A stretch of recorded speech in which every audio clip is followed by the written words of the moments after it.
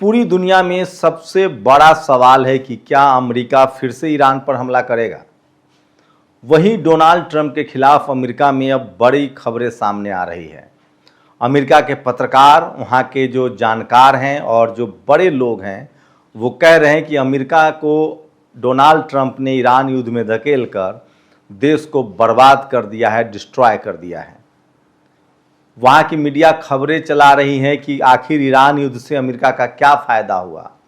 जैसे जैसे तेल और गैस की किल्लत बढ़ेगी, अमेरिका में और छटपटाहट बढ़ेगी। और अमेरिका में अब खबरें चल रही हैं कि चूंकि अमेरिका ने युद्ध से अपने आप को बाहर निकाल लिया है, तो ईरान अब उसका मुंह बोली कीमत लेगा। दरअसल होर्मुज बंद है, उसके बाद बाब अल मंदेब बंद है, जिब्राल्टर भी बंद करने की खबरें आ रही हैं। ऐसे में अमेरिका के पास अब कोई चारा नहीं है। अब वो दोबारा उस स्थिति में नहीं है कि कोई बड़ा हमला ईरान पर करे। तो इस युद्ध में लगभग ये तय हो चुका है कि अमेरिका बाहर निकलना चाहता है, लेकिन ईरान उसे निकलने नहीं दे रहा है। इस वीडियो को अंत तक देखिए, उसके बाद आपको अंदाजा हो जाएगा कि 28 फरवरी से शुरू हुए ईरान अमेरिका इजराइल वॉर में कौन आगे है, कौन पीछे है, कौन जीत गया, कौन हार गया और अब किसकी आगे क्या दुर्गति होनी है। नमस्कार, मैं शंभू कुमार सिंह और आप देख रहे हैं नेशनल दस्तक। 28 फरवरी से जब अमेरिका और इजराइल ने मिलकर ईरान पर हमला किया था, तो पूरी दुनिया भौचक रह गई थी और पूरी दुनिया के जानकार मानते थे कि ईरान मुश्किल से 5 से 7 दिन टिक पाएगा, उसके बाद उसका खत्म होना तय है। लेकिन सोचिए, पिछले 6 महीने पहले जो युद्ध हुआ था, 28 फरवरी से 6 महीने पहले भी इजराइल ने हमला किया था। तब ईरान ने भी उस समय अपनी ताकत दिखाई थी और इजराइल को फूंका था। इजराइल के शहरों पर उसके मिसाइल्स गिरे थे, उसको फूंका था। राजधानी तेल अवीव हो, हाइफा हो, सब जगह हमले हुए थे। उसी समय तब अब जब शहीद हो गए हैं जो खामनेई थे, जो उस समय ईरान के प्रमुख थे, खामनेई ने कहा था कि अब दोबारा एक समझौता हुआ, अब दोबारा अगर हम पर हमला हुआ तो इजराइल खत्म हो जाएगा। और सोचिए, वो अब सच होने वाला है। लेकिन किसी को अंदाजा नहीं था कि अमेरिका की बादशाहत खत्म हो जाएगी और अमेरिका घुटने पर आ जाएगा। इजराइल का क्या होगा वो बताऊंगा, लेकिन फिलहाल अमेरिका की सुनिए। अमेरिका की मीडिया जो है वो डोनाल्ड ट्रंप से सवाल पूछ रही है कि ईरान पर हमला करके हमें क्या मिला। उनसे सवाल पूछा जा रहा है कि हमारे खाड़ी देशों में सैनिक अड्डे तबाह हो गए, हमारे जेट गिरे, हमारा युद्धपोत तबाह हुआ, होर्मुज बंद है, 1 महीने का देश में तेल बचा है, हमें मिला क्या। वहाँ के जानकार बता रहे हैं कि अमेरिका को डोनाल्ड ट्रंप ने बर्बाद कर दिया है। वहाँ का अखबार ये भी बता रहा है कि अब अमेरिका हमला करने में सक्षम नहीं है, क्योंकि उसके पास न यह डिफेंस सिस्टम बचा है, न पैट्रियट मिसाइल्स बचे हैं, न ही उसका कोई ऐसा जेट है जो सुरक्षित हमला करके लौट आए। सोचिए, ये सारी ताकत फिर से उसको गेन करने में कम से कम 6 महीने का समय लगेगा। लेकिन ईरान की जो ताकत गेन करने की जो रफ्तार है वो कहीं ज़्यादा है। कहा जा रहा है कि 45 साल की ईरान की तैयारी है और उसके पास मिसाइल्स बनाने की क्षमता, ड्रोन बनाने की क्षमता जो है वो अमेरिका से ज़्यादा है और वो सस्ता भी है और ज़्यादा मारक है। हाल ही में एक और ईरान ने चेतावनी दी है कि अगर अब हमला हम पर हुआ तो हम अमेरिकी शहरों को निशाना बनाएंगे। और इसी के बाद पूरी दुनिया में खलबली मची हुई है। अब तो ये तय हो गया है कि अमेरिका शायद ही अब ईरान पर हमला करने की कोशिश करेगा या हिमाकत करेगा। लेकिन ईरान छोड़ने के लिए तैयार नहीं है। ईरान कह रहा है कि जब तक $325 बिलियन का हर्जाना नहीं दोगे, तब तक तुम्हारे लिए होर्मुज नहीं खुलेगा। और होर्मुज नहीं खुलने का मतलब है कि खाड़ी देशों से भी तेल अमेरिका के पास नहीं जाएगा। वहीं ईरान पहले से ही अपना जो तेल है, जो अपना कोटा है, वो बेच रहा है, क्योंकि चीन और रूस लगातार ईरान से तेल ले रहे हैं, गैस ले रहे हैं, और रूस और चीन को रोकने की हैसियत अमेरिका के पास नहीं है। नॉर्थ कोरिया भी जो है वो ईरान से तेल ले रहा है, उसे भी रोकने की ताकत नहीं है।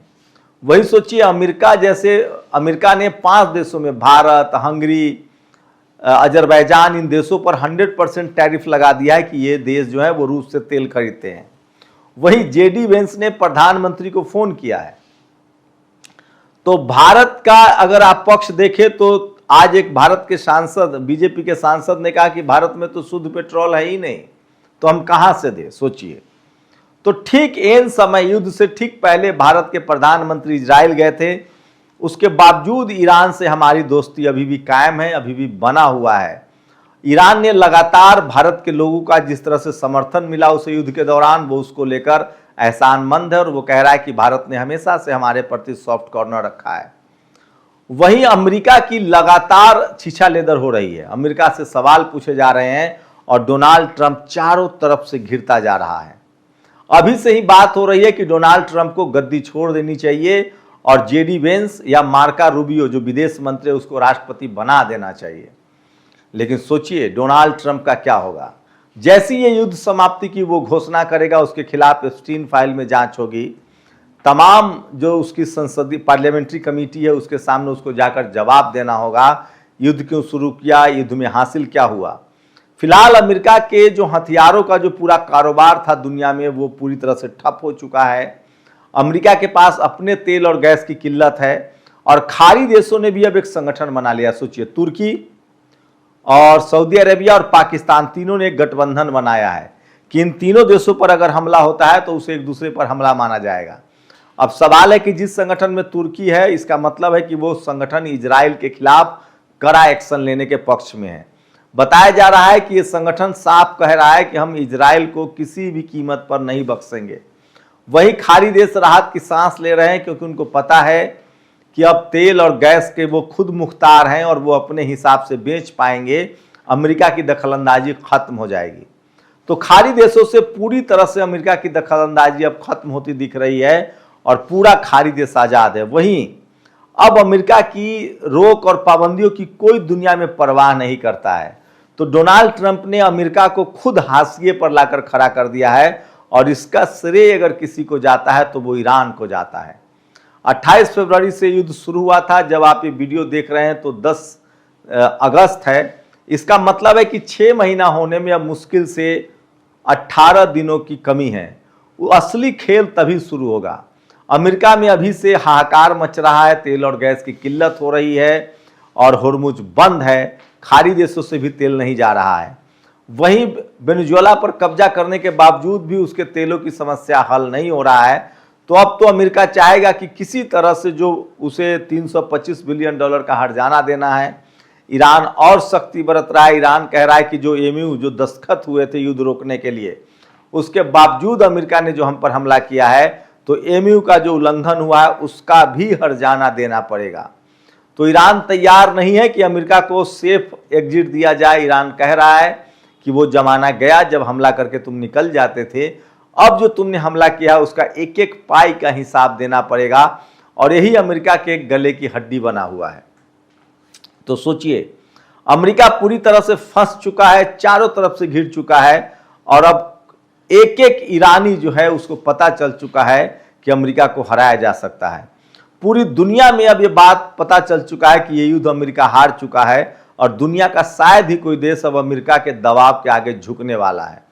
सबसे बड़ी समस्या है कि अब इजराइल का क्या होगा। युद्ध शुरू होने से पहले ही ईरान ने कहा था कि हम किसी भी कीमत पर इजराइल को नहीं बख्शेंगे और कहा जा रहा है कि तुर्की, सऊदी अरेबिया और पाकिस्तान का जो ये अलायंस हुआ है वो भी इजराइल के खिलाफ हुआ है। बेंजामिन नेतन्याहू पूरी तरह से खेल से बाहर है और अब उसने फिलिस्तीन पर न हमला कर पा रहा है, न वो इजराइल पर, लेबनान पर हमला कर पा रहा है। लेकिन ईरान अपने वादे का पक्का देश है। वो कह रहा है कि देर सवेर ही सही हमें फिलिस्तीन की पूरी आज़ादी चाहिए और वो इजराइल को करना पड़ेगा। इजराइल के पास अब दो ही रास्ता है कि वो पूरी तरह से लेबनान को खाली कर दे, पूरी तरह से फिलिस्तीन को खाली कर दे, नहीं तो ईरान उस पर सीधा हमला करने के लिए मजबूर होगा। तो सोचिए, एक ईरान ने अमेरिका और इजराइल दोनों को घुटनों पर ला दिया है और अमेरिका कह रहा है कि हमें बस इस युद्ध से अब कोई लेना देना नहीं है, हमें सेफ एग्जिट करने दो। लेकिन ईरान कह रहा है कि नहीं, ऐसा नहीं होगा। आपने अब तक जितने देशों पर बम गिराए होंगे उससे हमारा सरोकार नहीं है, लेकिन आपने ईरान पर बम गिराया है तो ईरान को जो नुकसान हुआ है उसका हर्जाना तो आपको देना ही पड़ेगा और यही मामला फंसा हुआ है। पूरी दुनिया में कयास लगाया जा रहा है कि क्या अमेरिका 325 बिलियन डॉलर देकर एग्जिट करेगा या दोबारा हमले की कोशिश कर सकता है।